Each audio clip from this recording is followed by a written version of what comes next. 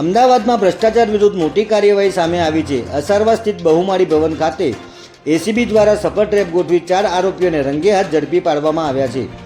ઝડપાયેલા આરોપીઓમાં sub registrar આકાશ દેસાઈ, કરાર આધારિત સિક્કા ઓપરેટર જય આદિવાસી, રાહિલ શેખ અને ખાનગી વ્યક્તિ નરેન્દ્ર બોહરાનો સમાવેશ થાય છે।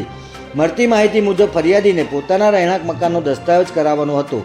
આ દરમિયાન સબ રજિસ્ટ્રાર દ્વારા દસ્તાવેજમાં ખામીઓ બતાવીને પ્રક્રિયા અટકાવવામાં આવી હતી। ત્યારબાદ જય આદિવાસીએ વોટ્સઅપ કોલ કરીને કામ પૂર્ણ કરાવવા માટે 2.5 લાખ રૂપિયાની લાંચની માંગણી કરી હતી।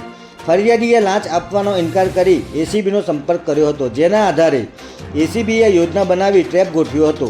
ટ્રેપ દરમિયાન 2,50,000 રૂપિયાની લાંચ લેતા જ ચારેય આરોપીઓને રંગે હાથ ઝડપવામાં આવ્યા હતા। હાલમાં એસીબી દ્વારા તમામ આરોપીઓ સામે કાયદેસરની કાર્યવાહી હાથ ધરવામાં આવી રહી છે।